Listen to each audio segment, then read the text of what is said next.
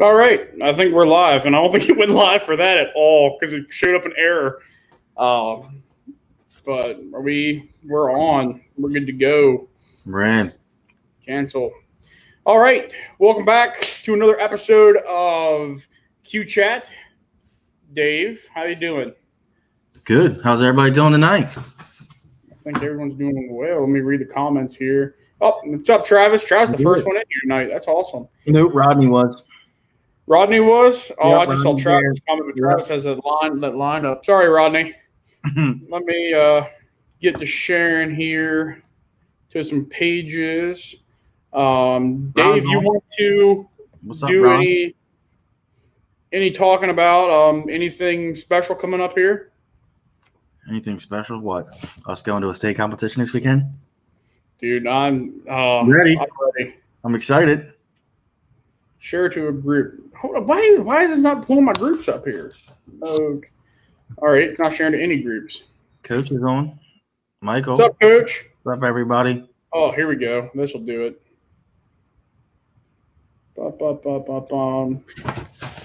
More options. Aaron. There we go. All right. Hold on. Why is my phone going off? Okay. So tonight we got Amy Overbey from Team Meat Coma, the president of the Mid-Atlantic Barbecue Association. We got a lot of questions. It's going to be a lot of fun. Let me finish here real quick with this. Dave and I are going to go head-to-head this week for the first time at a state competition this year. Not for the first time, this year. And you're already trying to steal information from me. You ain't shaking, you ain't winning. That's right. All right, let's go ahead and bring Amy in here, and we'll get started. So we got the president of Mid-Atlantic Barbecue Association and pitmaster for Team Meat Coma. Amy, welcome. Welcome. All right, so we got you introduced here, and I'm sure anyone in the Mid-Atlantic Barbecue knows who you are. And I mean, with a big following, 435 on Instagram, and I don't know how many on Facebook. You're pretty well known, and plus some of the awards. I see the American Royal, the Jack Daniel, the DC Barbecue Battle in here. Don't really need much of an introduction, but go ahead and introduce yourself, Amy. So, yeah, I'm Amy Overbey, head pitmaster for Team Meat Coma Barbecue. We're a husband and wife team, and then our friend Joe, who also tags along with us. And then also, like you said, the president of the Mid-Atlantic Barbecue Association. So, Wow. First female president ever. First female president ever. And then you got a whole bunch of other females in there, because I know Lisa from Portland's now is in there. Any other? Meg from Finn's Finest. Meg. Which that's pretty crazy that, 3 women run the Mid-Atlantic Barbecue Association, and you have Amy Detweiler runs the KCBS. Yeah, I mean, this being like Emily, sorry. This being like a big man's competition world, it's pretty impressive to have women running it. Yeah. That's awesome. Taking over. We can cook too. We don't need to be in the kitchen and all that. We can be outside over the hot coals and doing all the same stuff you guys were doing. Absolutely. That's right. So how did you get into being outside and being over the hot coals and all that stuff? What made you get into cooking barbecue? So actually my aunt had a team in Memphis. And we went down to Memphis in May in 2010 and cooked with her in the patio porkers division. My husband and I and my mom. I was actually pregnant at the time, found out like a couple months before going. So it was a little bit of a tamer experience for me. We went back the following year and helped her again. They got calls, and it was just the most exciting thing that we had been a part of. We also had been watching pitmasters, like back when, it was Myron and Tuffy and all those guys, just going head to head and actually sharing secrets and pausing the video and trying to like zoom in and see what you off of Tuffy's computer screen. And then like seeing them down there was just too cool. So, we used to brew beer with friends of ours on the front porch and barbecue all day long. So just decided we were not going to wait another year to head down to Memphis and packed everything up and headed to Bel Air for the 10th anniversary one, and competed alongside of Tuffy and Myron and Leanne and all of them. And a little terrifying pulling in and seeing them, but got a 4th place chicken call that day, and that was it. That's all she wrote. We were sold. Hooked after that. Yeah. That's awesome. That's awesome. So you competed in Bel Air, your first one. What year was that? 2010. 2011. Sorry, 2011. Wow, she's been in this game for a while with that. Yeah. Yep. And what did you cook on? What did you start off on? Oh my gosh. We started off on crappy UDSs, a little cabinet smoker that was kind of falling apart as you opened it. I think the nicest smoker we had was the Vision that I was cooking chicken on. That was like our backyard, the low budget big green egg. Was probably our nicest and heaviest one that we took there. We've definitely come a long, long way since those days. So, what are you cooking on now? We have a Humphreys pint, and then the Weber Smoky Mountain, a 22-inch that we cook on. Yeah, I've seen a lot of cool pictures of the Weber 22-inch. I mean, this rib. Wow, hold on. Cheesy Peach share screen. Why does that ask me 3 times? These ribs here, that looks amazing. That's on the 22, isn't it? Yeah, that's from DC. So that was a super fancy setup when they do on-site judging, kind of like they do in Memphis. So we do our whole culinary setup, and I always get credit for all those, as the judges called it, feminine touches around there. But actually, my husband Sean did most of those pretty delicate flour works while I was handling some of the other stuff. So I finally learned how to do it after a couple of years. But yeah. Wow. That's beautiful. I was digging through pictures, and I showed you one here that I got to ask you about too, but that one there was awesome. Yeah. So you've been to Bel Air was your first one, and then did you guys go to the Jack your first year? Or I've seen Jack pictures. I've seen, DC Barbecue Battle. I've seen all kinds of big names in here. You guys have been to all of them. Yeah, so Jack was just last year. That one was, unbelievable. We went to the American Royal after our 2014 Grand Championship in Bel Air. And then the Jack last year, we went to World Food Championships. And like 2 years ago, I did the women's Fire and Ice series. Tiffany wasn't able to use her golden ticket, and so I was supposed to be her ride or die partner, and then she decided she couldn't go, and so I wound up getting to take that opportunity and go down there and compete in World Food. And then Memphis in May. Yeah, I mean, we definitely have had our fair share of some cool competitions. Yeah, some really, really cool ones. So how'd you do at the Jack? Oh my gosh, you're gonna get me on the spot. And I can't believe I don't know this. 5th place chicken. I had fifth place chicken out of 97 that were there. I can run over in the other room and tell you, because there's some hanging on the wall over there to remind me. The big barrel heads. 13th place in pork. It was incredible. I could not. I mean, I thought I was going to pass out walking down there when they called our names amongst all of those people that are at the Jack. Because we don't compete that often. So to be able to have gotten into these contests doing 7 or less per year was pretty exciting. Absolutely. How many, you do around 7 or less competitions a year? Yeah, we're probably closer to around 5 is about what we do. So 2 kids at home. I have a 9-year-old and my 17-year-old niece that lives with us. And, I love barbecue, but family first. So we try and fit in lacrosse and basketball and barbecue, and our date nights are barbecue weekends, unfortunately. We like it. It works for us, but that's how we get it in. So yeah. That's good deal. So wow, I mean that's awesome. That's very awesome. And looking like you all were around, or one of the big stars of the 922, weren't you? Or big supporters of the 922? Yeah, we're pretty big into it. We like to host it.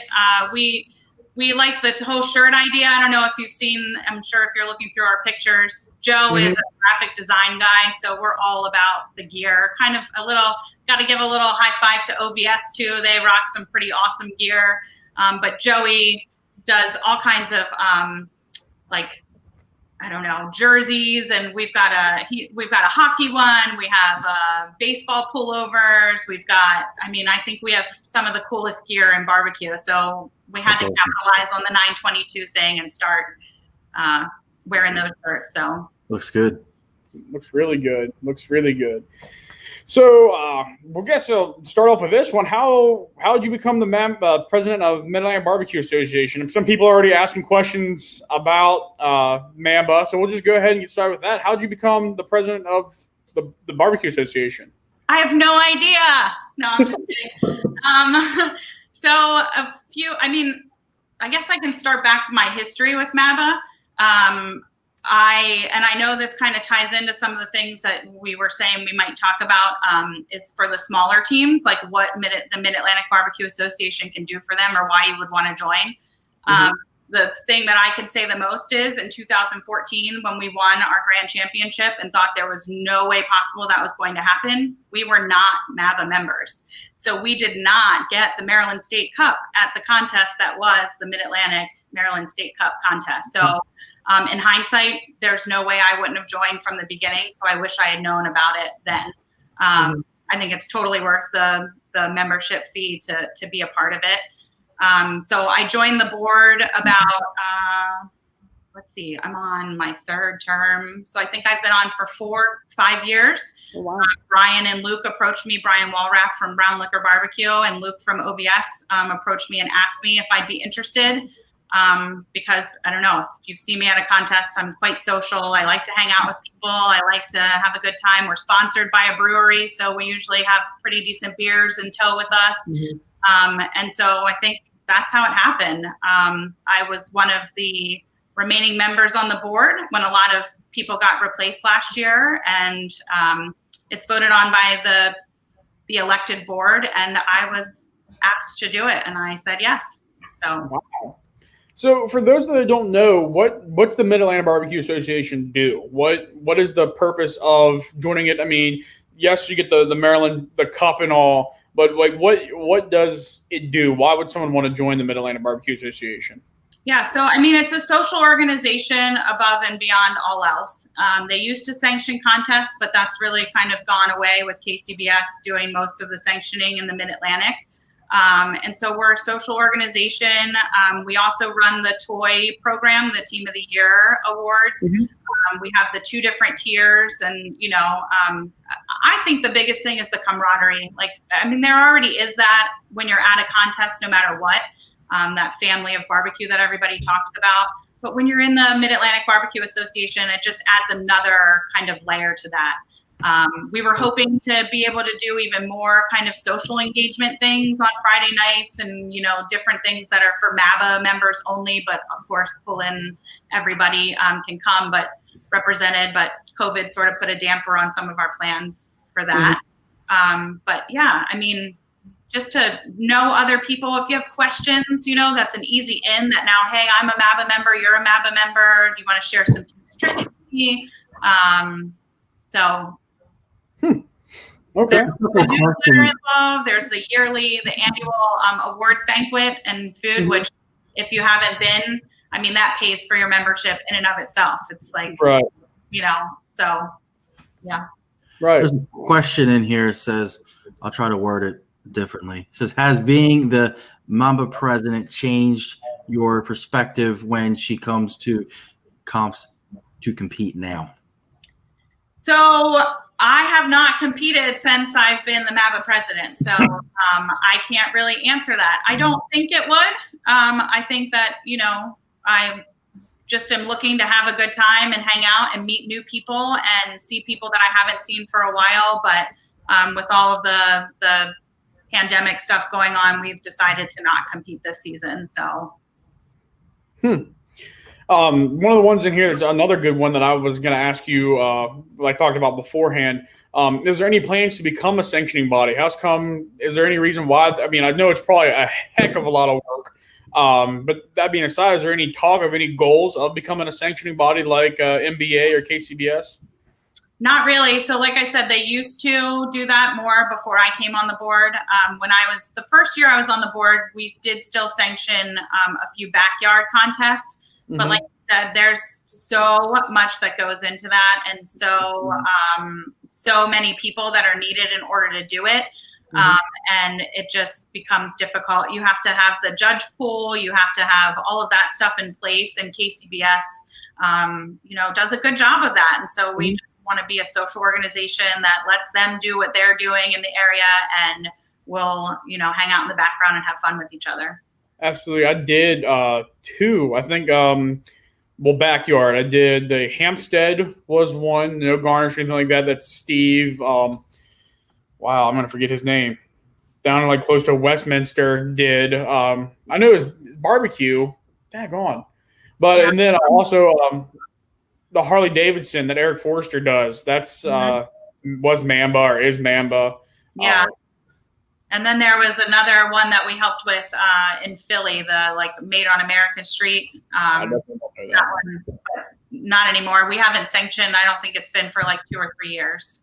So interesting. Yeah. So it just all the work and all that comes with it. Because I know the rules makes it a lot simpler than KCBS. No garnish. I forget what all was in there. No garnish was the biggest one, wasn't it? Yeah. So. You can set it up however you wanted. That was up to the organizers. And when we were sanctioning it, a lot of them would choose to go with the KCBS style, but most of them were the backyard contest, so it wasn't. They didn't have a pro contest attached to it, so they weren't always KCBS sanctioned. So then MABA would sanction it, but for the most part, they were run by KCBS rules. But you're right, because the one in Philly, they did do. It was like an anything goes garnish. Right. Huh. Interesting. Okay, here's a good one. Travis always fires in with the good questions here. As a MABA backyard member, which is the Mid-Atlantic Barbecue Association and the backyard. I thought those were two different things, the backyard and the barbecue. The Backyard Barbecue Association and the Barbecue Association were two different things. Correct. So those are two different things, and they're over at that the Mid-Atlantic Backyard Barbecue. They're doing the Pioneers Points Chase, which is awesome. MABA is definitely watching what they're doing. Chris Shriver and Childs have their finger on the pulse of what's going on over there and are both board members. We're also watching what KCBS is doing with Backyard. They took, a very calculated approach and monitoring it for years and then deciding to bring it out and have a point system.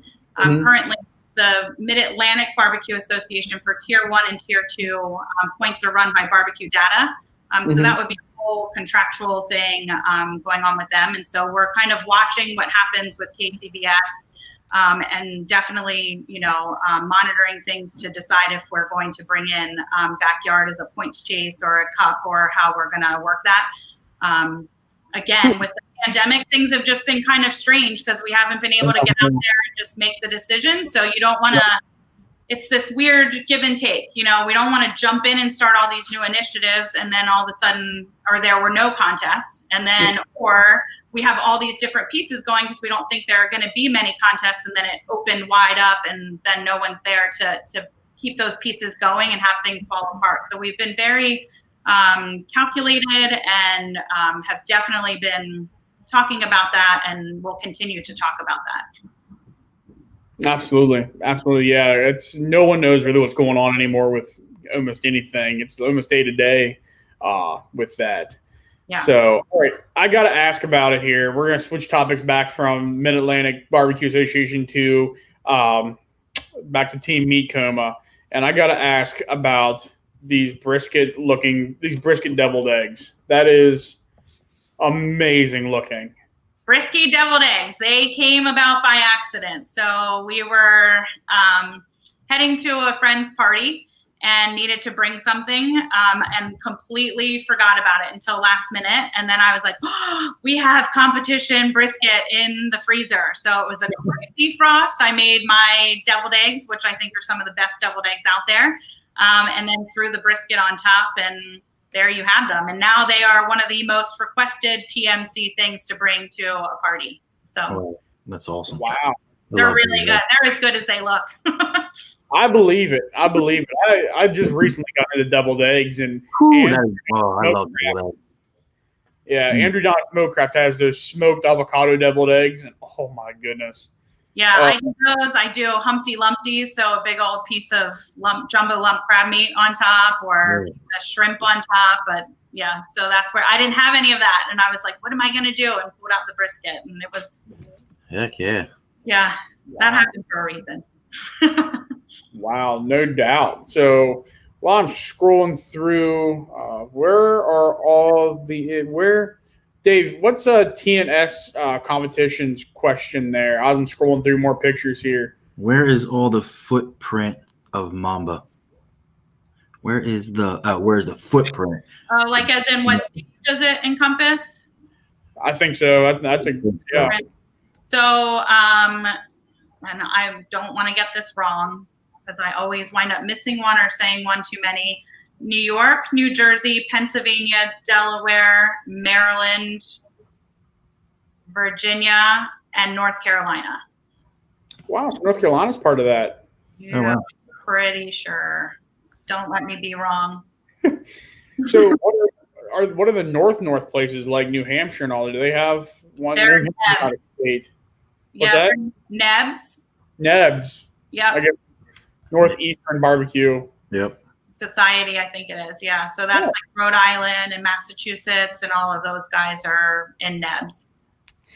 What Travis say? He said, just a comment, but enjoy the video series where you did the barbecue comp cribs. There it is. And crash other people's sites. Bring it back. I would like that. I miss Travis, you're doing that. I was going to say, Travis, I think that you've kind of stepped in there. I saw those. But, yeah, we used to do pits. And then I don't know why we got away from it. Sometimes you would get to comps. I think it was a couple of the comps we got there, and, like, interstate the one year, the torrential downpour, and we could barely, like, get out of our site. Yeah, I remember that. It started to get harder, and then with the kids, sometimes we weren't getting there until really late on Friday, and then trying to squeeze it in with somebody in the morning. We loved doing those. I thought they were so much fun. My favorite was the Shiggin with Piggin, where we actually just it looked like we were just jumping in on people, but we did arrange with them before we walked up and kind of crashed their site and asked them questions. But yeah, I think that's great. I always like that. Oh no, what are you guys doing here? Yeah. Wow, look at that. Yeah, it was pretty much like that. So yeah, that kind of stuff is always cool. It's like my favorite things to watch online. I've seen those, and then like the National Barbecue League has Travis's. But yeah, that stuff's always kind of cool to see what everyone's doing. So when you jumped on here this evening, Dave and I were talking about our SCA we got coming up this week. Have you guys ever played around with SCAs much at all? We haven't. We were going to do it in DC this year, and then DC got canceled. So that was going to be our first time. We bought a PK from Uncle Dave Pavone last year in DC and was playing around with that. And then Sean was playing around with doing it on the Vision because I told him I get the PK. If he wants one, he can go get one. So we were going to go head to head, and then it didn't happen. And then same thing, like we thought if we liked that when we did it, we would start trying to get into it. But with us taking a break this year, we haven't done it yet, but we're definitely looking to get into it at some point. They're fun. They're exciting. I mean, I like it for a one day in and out. I mean, they're good times. Yeah. Real good time. I always like the ancillaries when the comps used to do those. So I have one of my favorite trophies I should pull down. It's literally a piece of sausage with a fork stuck through it. And it was from the ancillary at Fantastic back in the day. And it's the silliest trophy, but I absolutely love it. It's this big old piece of sausage hanging over with a fork in it. So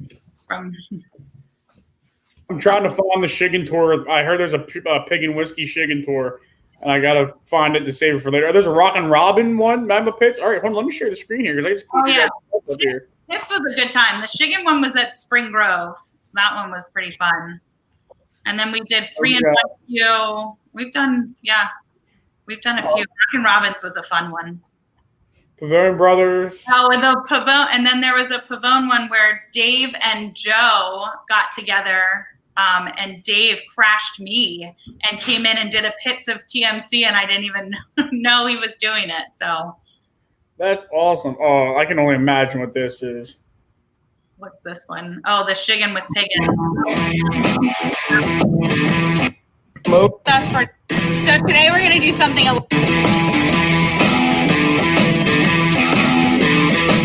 So today we're gonna do something a little bit different instead of. Oh, I'm not gonna play the whole thing, but this I gotta sing this. Yeah, if you haven't watched it, you have to. It's so good. The end is awesome too. The very last little outro is pretty awesome. There you go.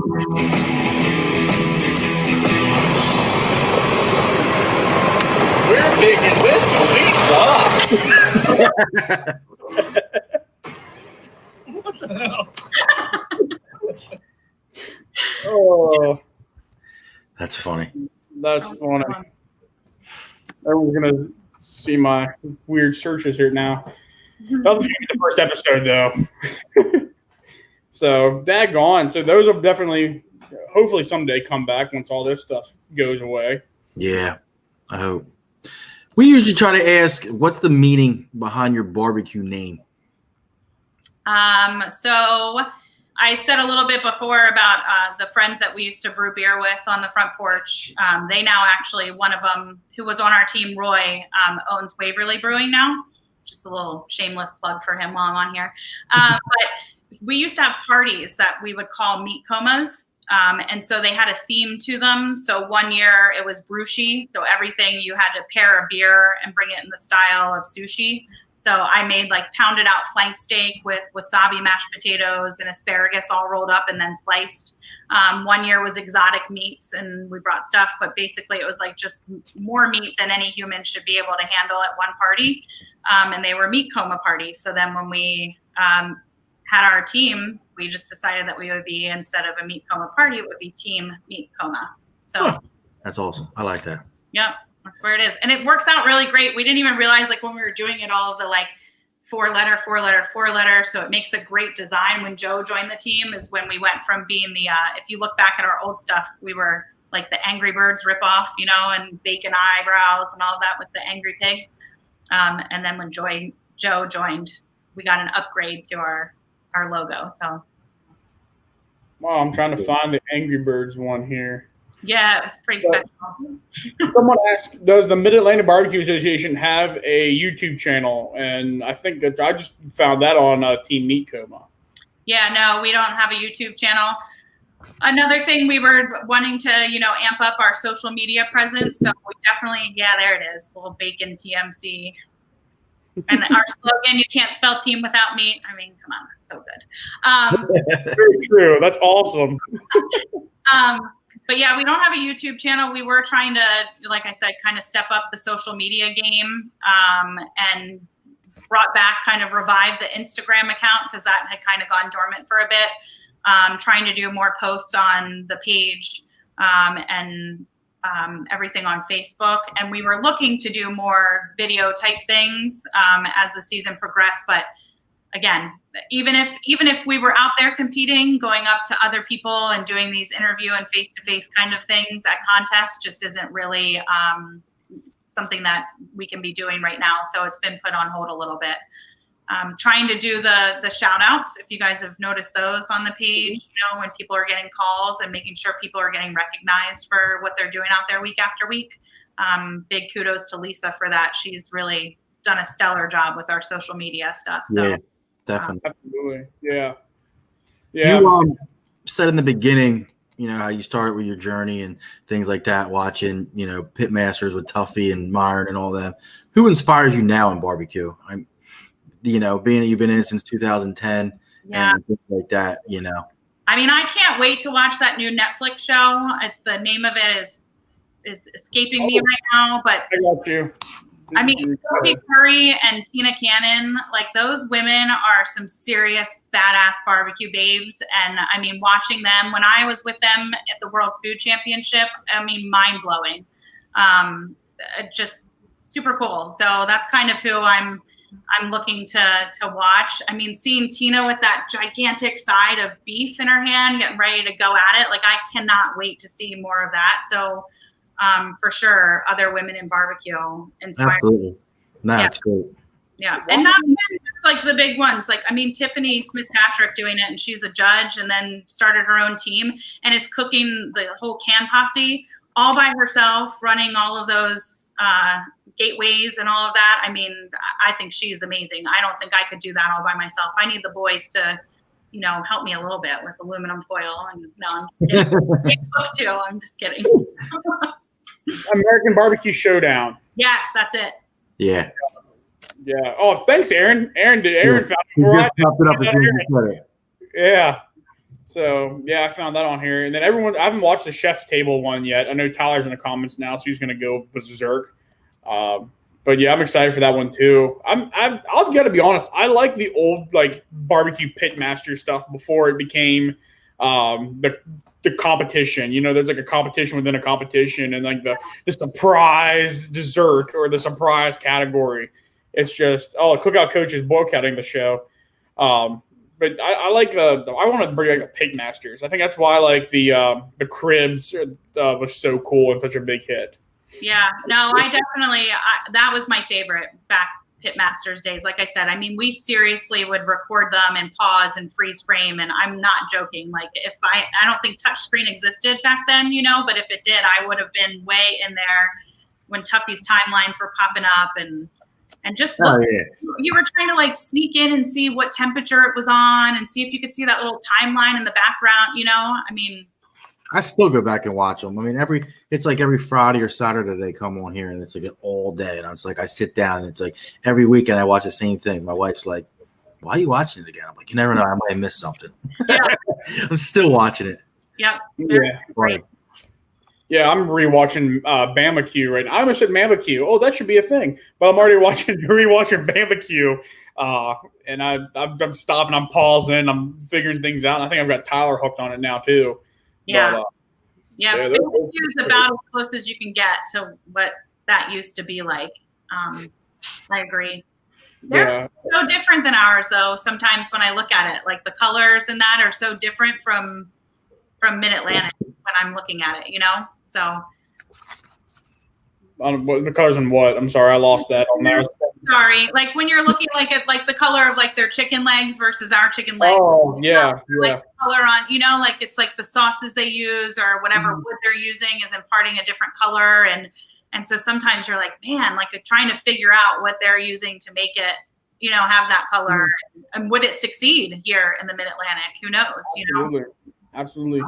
Do you have a flavor profile that you like? It doesn't have to be competition wise, but like, are you a Kansas City, a Texas, North Carolina kind of person? I mean, I know you guys started in Memphis, but what's your flavor profile? For general eating, I'm more like a Texas style girl. I'm a good salt, pepper, garlic, but I also like big kind of bold flavor. So I really have to tame myself down when we go to competitions. And stay in the wheelhouse of what barbecue is. I've said this before, and another thing that I did, barbecue food is not like my favorite as far as sauce and all of that. I like smoky meat, and I like that salt and pepper kind of flavor, a little bit of cumin, whatever. The sweet, tacky, all of that barbecue stuff doesn't really do it for me. So we only sauce what we're turning in so I can bring the rest home and eat it some other way. Nice deal. Someone asked on here, this is a great one. First off, someone called you Chris sorry, Chris. I'm going to say your name wrong, man. Papatolis. That's how you say it. Said you are the princess of poultry. I almost wore that shirt tonight, Chris, but Sean said it had too much sparkle and might interfere. But yeah, so Joey made that for me too. I have my chicken earrings in. I don't know if you can see them. They're like little TMC chickens. Yeah, we got you some. Each of our animals have their own little logo, and somehow I got dubbed the princess of poultry. So, I mean, I'll take it. Lisa's the chicken queen. You're the princess of poultry. There's a whole bunch of chicken heads running the Mid-Atlantic Barbecue Association. Yep. Here's a good one. I'm sorry, I'm stealing your questions there, Dave. I'm sorry. What's your biggest mistake in KCBS? In KCBS, like at a contest? I would assume so, yeah. Someone asked that. So when I DQ'd chicken at the Triple Threat, We were at the triple threat contest. What was it? I think it was in April. And there was a freak like snowstorm came through, trying to finish up chicken, and the tent started coming down on my head. Sean, my husband, was trying to hold it, wound up just grabbing a knife and cutting it down around me, completely lost control or put out the fire. And instead of doing what I should have done and grabbing the chicken out and cutting off the ends that were done and turn in pulled chicken, I freaked out and cried like a girl at a barbecue contest and pouted and turned nothing in and DQ'd. So, Wow. Yeah, that was a total bummer. Wow. I almost did that last weekend at the SCA comp. Yeah. So keep it together in that moment. We had friends who did the backyard contest in Bel Air 2 years ago, and they had a similar thing. Their chicken was like nearly raw in the center, and I was like, he was like, I'm throwing it away. You know, it was one of our neighbors, and he was just ready to quit. He did the same thing, dropped to his knees and just sat there. I was like, get up and cut the ends off and chop it. And they got either second or third place. Oh, first place, my husband told me. They wound up getting first place in backyard at Bel Air. So I definitely should have. You judged that chicken, Alan. You wouldn't have DQ'd if you turned something in. So what's what was I gonna say? You talk to you like, you know, Texas style and stuff like that. What's one of your, we'll say, OG rubs? I mean, not for competition wise, just for around the house and, you know, cooking. Dave, have you seen all these trophies? Ask her the competition was. I can get both if you want. Around the house, Montreal, we call that Overbey house seasoning, the Montreal steak seasoning. Really? So literally, that is what it's called, is Overbey house seasoning. It started with Sean's dad. Always put it on everything, and we do. We'll use it as like a base and add some other things to it. As far as competition, I mean, I make my own chicken rub. So yeah, in the beginning, I used to make my own chicken rub and sauce until I realized that there was absolutely no way to make my chicken look like a piece of glass getting ready to be broken without a little bit of blue salt. And so that, but yeah, I make my own chicken rub. Wow. Yeah. The rest is, I mean, there's no secrets. We're all kind of using the same thing. I can tell it like I did in Spring Grove. We were walking around looking for bovine bold because we didn't bring any. And what we had was like a little tiny bit at the bottom, or sorry, cash cow. It was all like caked together, and we were freaking out, and we're running around like whispering to people, you know. And Danny from, oh my gosh, he was just called Pig and Whiskey Out. I can't think of, Drillin' and Grillin'. Came over and he was like, don't think that we're not all using that. I have a bottle if you need it too, you know? So, I mean, yeah. Oh, and Mike Utz, I see him commenting, I will try whatever you give me. You know that. So he makes some amazing sauces that we took to the Jack with us. So I will definitely try the rub that you have. So yeah, he makes some pretty good stuff. That's for sure. Yeah. We gotta give a shout out to our past guests, the Garretts. Said some of their best memories are with you guys at the Sam's Club. We had some great times at Sam's Club. Little guitar picking sessions with Garretts and Luke, and hanging out. We definitely have had good times. Family meals, and yeah. Have you had any of the limoncello? I have had the limoncello. Oh my gosh! I still have like that much left in a bottle in my refrigerator. Yeah. Oh, I love the limoncello. We did the I don't know if you know the Q test that the Garretts did. Have you ever heard about that? So one year they did, and the on, he'll help me out, but it was like 6 or 8 teams, and we all set up in a parking lot up by him, and he had judges come, and they gave us direct feedback right there. But it was in That's awesome. Yeah, it was March, and it was so cold. They were trying to be nice to us because we were one of the only teams without a trailer. So they put us like in this corner. Well, it wound up being like the corner vortex of freezing nation. And there's a picture on Facebook somewhere of me in like a Ravens, like big old parka pulled around me, you know, and I was like, this is what barbecue looks like in March. When we got up in the morning, we had the buckets with water, and it was this thick of a disc of ice in the top rows. Luckily, the Garretts liked us and gave us an indoor spot that we could sleep on a couch and hang out and do all that. But Yeah, we've definitely had some good times with Rockin' Robins. Yep, there it is. That was one of the coldest moments of my life. Yeah, I've had some cold moments too, but never in March. Yeah. That was the inside spot. We got Sean hanging out with the deer. Yep. That's awesome. That's awesome. And Russ hasn't said you guys were great at the neighbor to Jack. Yeah. Best neighbors ever. Mike's been there a few times, took us under his wing like he always does. They set up right next to us. We had like a dual site thing going on together. We lost someone. He's gone. Lost Dave. Where'd you go, Dave? Huh. Anyway, I don't know where he went. I bet something died or something. That's weird. So we're going to keep this. What's that? I said he'll jump back in. He will eventually. So, daggone. What's here's one of Dave's questions. I'm keep stealing his questions. What's one of your most favorite memories of competing or as a president of the Mid-Atlantic Barbecue Association? Oh man. I mean,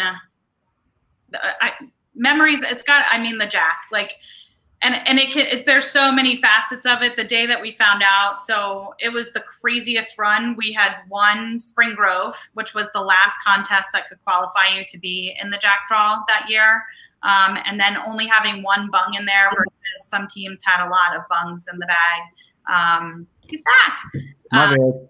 And we got pulled, and I will never forget. I mean, I ran laps around my dining room, just screaming at the top of my lungs, so excited that we had gotten in. And then I think that was on a Tuesday or Wednesday where they made the announcement, and then we competed in Bel Air, which is like our hometown and fave, like great comp because it's so close to us, and all of our friends coming over and the bottles of Jack that were brought and shots of Jack. So, wow. I bet that was one you'll never forget or never remember.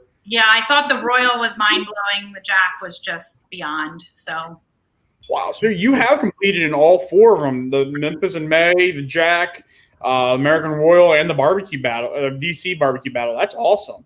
Yeah. Yep. And here we go. This is a cool one. Oh, Sean pulled down my sausage trophy. Oh, there you go. Look at that. Hold on. Stop. Hold on. How do I make this big? Travis, help. One of my favorites. There we go. That's awesome. Yeah. So there we go. There, pull it up on that. Now you're a big screen. Wow. That is a pretty daggone awesome trophy. I mean, it's silly, but it's great. It's like a catering fork that's all loose. I love it. That would definitely be a memorable one. So, do you have a saw blade one? I know Tyler Bloom doesn't have a saw blade one. Oh, gee. He'll ask how you did the next week, too. Yeah, he will. And I'll tell him straight up I forgot everything. So, yeah, but daggone. Dave, you got any more questions? We've hit on pretty much. With what's your method of cooking? You low and slow, hot and fast? I mean, I know with it low and slow. We're pretty low and slow. We've toyed with the idea of hot and fast, but and I know it works for a lot of teams out there, but for us, just the flavors that we like and the texture of the brisket and the pork, we just can't seem to get how we want it going faster or cutting them smaller. We're still pretty much, I mean, we trim the pork some, but it's not those smaller, steak ones that some people are doing. We're still a pretty big piece of pork. Absolutely. And the ribs too. I mean, the ribs are done on the WSM. The rest is in the Humphreys, but yeah, definitely low and slow, taking our time, taking care. Sean gets to pull the all-nighter portions for us. So, you have gurus or anything like that? What's that? You have gurus or anything like that? We do. I mean, we have gurus, but you still you can use them. You can do what you want. It is still about feel. And I'm gonna forget her name from the first chef's table, who did it. What's that? Tootsie. There we go. I don't know how I forgot that. That was my dad's nickname for me. But she's on there talking about how it's the feel of her hand on the top of the smoker and not the temperature. And you can be fooled 100 times to 1 by pulling a brisket because a thermometer said something and not because, I mean, my chicken, Spring Grove chicken, first place when I got the GC it took almost 3 hours to cook chicken. It should not take me 3 hours to cook chicken. It wasn't done. It was not done. And I knew that, and I just kept going. I kept freaking out because I don't leave 3 hours in my timeline for chicken. So it was literally a dunk, drop, run. But it was first place chicken. And when I came back and bit into it, it was exactly what I was looking for. But, you can't always follow. That's why people say taking classes is great. But it is the pitmaster. It is not the recipe. It is not the timeline. It's none of that. So. Wow, yeah, for sure. So low and slow, what temperature are you cooking your chicken at? Because normally chicken, everything's the hot and fast. Yeah, no, my chicken I cook around 275, so 250 to 275. It's in the Humphreys that's running at 250, but I have it on the top shelf usually, so that runs a little bit hotter. And then I watch it. Sometimes if the skin's looking a little funky, I'll drop it lower, and we'll have to flip some things around with the other big meats if they're still on. They're usually off, but every once in a while you have that one pork butt that just doesn't want to get done. Absolutely. We got to jog around. Are you still team thighs, or you switched over to the leg side? I'm a legs girl. Really? Yep. Been doing legs I wanted to do legs for the last 3 years, but Sean kept talking me out of it. So I came a little bit late to the party, was still doing thighs and scraping. And oh my gosh, my thigh regimen was, I don't even it gives me nightmares to think about it. So yeah, legs all day. Wow. That's awesome. Wow. I need to learn to cook legs for sure. Give me a call. You got time to practice? I got a lot of time to practice, that's for sure. I've been back and forth. I've tried it a couple times here at the house just to get it, and I don't know. I'm back and forth. Yeah. I mean, there's definitely there's definitely trial and error with legs. Oh yeah, I watched a couple teams at Spring Grove, buddy of mine, and he was there cutting them and stuff like that. I was like, let me get in. Let me watch this. Obviously, I'm doing something wrong, but. Yeah, the tendon pops, but then it's also what you do with those. So I have tell my own stories, but in Lemoyne last year, Smoke in the Park, it was right before the jack, and did legs, and all of my tendons popped for some reason. No idea. It wasn't even the tendons popped. The skin literally crawled up the entire drum. And so they were just black and exposed. And I was like, I'm done. And again, to the rescue, my husband telling me to take deep breaths, and we took the balls of the drumsticks off the top and chopped it up and put the legs in with all of the legs going down like this inside of the box, and then put pulled chicken over top of it, thinking that maybe we could fool someone into thinking we were practicing for the jack with white meat, even though you're not allowed to pull it, but that it might throw them off or whatever, and got like 9s across the board and great scores and whatever for appearance, putting that on top. But I mean, that's also the difference, you freak out and throw them away like I did when I had only been competing for 2 years, or just buck up and do something different and turn it in and see what you can get. The meat tasted great. It just didn't look so good. So covered it up. That's awesome. That's the little tricks you need to learn over the time of doing it. Yeah. And just trying it out. And some people get lucky, and other people it hurts. Yeah. So you don't cut the tendon out? So I go back and forth, I'm going to be honest, because I wind up doing, I forget who it was when I was at the jack came in and made fun of me for how many pieces of chicken I was doing. And it was a pretty big pitmaster. I can't remember who it was. Or maybe I just don't want to. Stretch. Oh, it was Stretch. Yeah. Food Network. And he was like, nobody else I know is doing this many pieces of chicken. And I was like, well, that's what I do, because I do some with them fully cut out, and I do some with just the big one nicked. And then there's the pop method, so where I don't do it at all. So I'm still playing with it, to be honest with you, because I've only been doing it for 2 years. So there is where you don't cut it at all, and you just cook it to the right temp, and you see it pop, and then you go in and cut it afterwards, so it's not hanging out to go into a judge's mouth. So I've done that as well. So that's what I did at the jack. The ones I wound up using there, I did 3 different. I did the nick, I did the cutting them all out, and then I did the nothing and let it pop. And those were the ones I wound up turning in. Good to know. That was the thing, is you never really know with it. With some people do it, some people don't. That was the thing. Yeah, and you just got to play with it because that has a lot to do with temperature. So I notice if the smoker's running a little bit hot early, I have trouble with the ones that I cut because that skin wants to kind of shrink up real quick to the bone, and then you already have that, and it continues to happen. So, chicken is, ugh. I mean, yeah, Chicken princess though. Yeah, princess of poultry. Yeah. So this is looks like it's got some backstory to it a little bit. Oh my gosh, Overbeys. Yeah, but I think the comment was heat 2 Overbey 0. That was Bel Air 2016. It was 109 degrees in the shade. Wow. So yeah, we had. I was at that competition. I went up there to see some friends, and I'm telling you what, if you weren't in the shade, your skin was melting off your body. It was horrible. Smoking Pools was like down from us, and it just got in a trailer, but it didn't have air, and so it was basically like a heated coffin. Like they were just dying. Everybody was sharing beer. It was so hot you couldn't drink beer. Like I was so sad. You would try and drink a beer, and you were just like, by the time you got halfway through, you were already dehydrated and had to drink something else.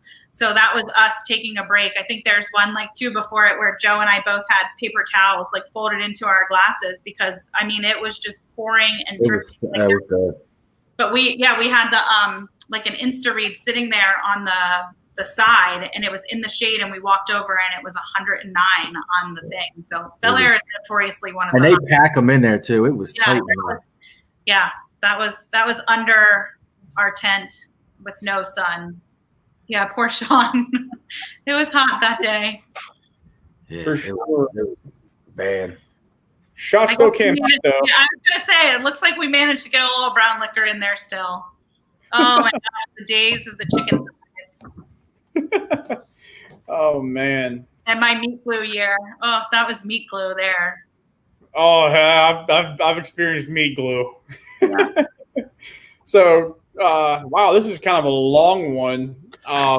Will MABA recognized MABA teams invited to the KCBS World Invitational who will be going to compete, and particularly the 10 backyard teams who are MABA members going to compete and represent the Mid-Atlantic region. That is 10 out of the 18 teams going to competing. Great representation for sure. That's awesome. And I have a MABA meeting right after this. We have a board meeting that we actually moved from 7 to 8 so that I could do this because as a crazy mom, I forgot about all of my scheduling things when I moved it. So we'll definitely talk about that, Travis, and get something out because that is pretty amazing to have that many MABA members representing us at KCBS Invitational. So absolutely. So, Dave, you got anything else here? She said she's got to go to another meeting here right after all. You said that you've been competing since 2011. Do you have a long-term goal in barbecue? I mean, you've been doing it for quite some time. I mean, is your passion still fueled? Are you still going to stick with it? And, is being that a lot of things have changed and things like that, is your passion still there? Yeah. So, I mean, my long-term goal was to hit those 4 major comps, and we've done that. But I'm not going to be sad to hit them again if I can. Awesome. My passion for barbecue is, like I said, it's the people, it's hanging out, it's being social.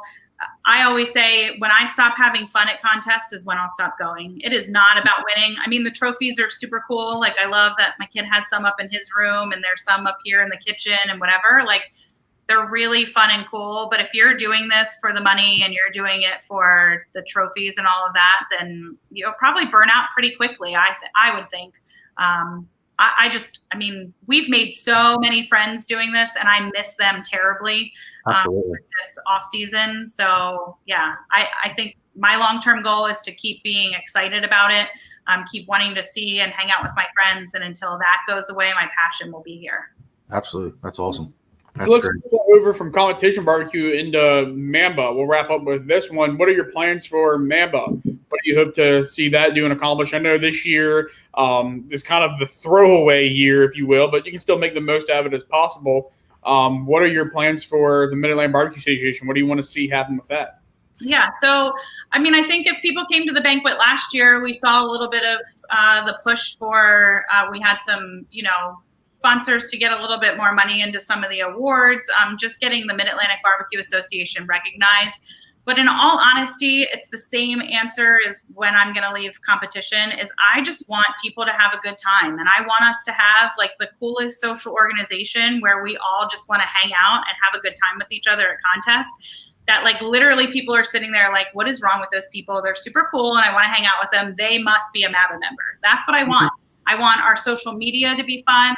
I want more of the pits type stuff like you guys were talking about, like those fun videos and silly, the Shiggin stuff that it's just like nobody else is doing this but the Mid-Atlantic.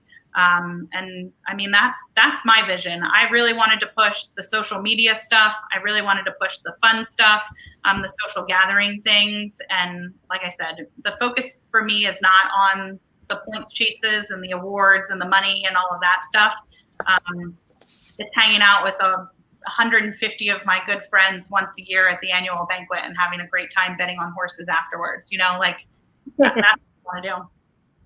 That's awesome. That's awesome. Great. So, all right. Well, we'll let you wrap up with that because that's pretty much the best way to put it. Anything else you want to announce? Anything special coming in with MABA, looking for 2021 or anything like that?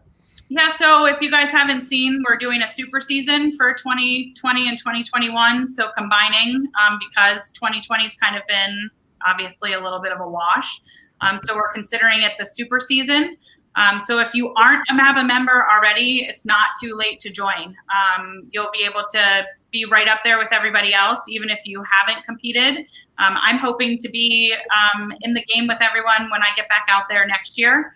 And be able to, stand up beside people who competed across both seasons. So there's more information about that at on the MABA website if you want to check it out, or you can hit me up on Facebook, Instagram, reach out to me. I'm happy to answer questions. We have a contact us form on the website too.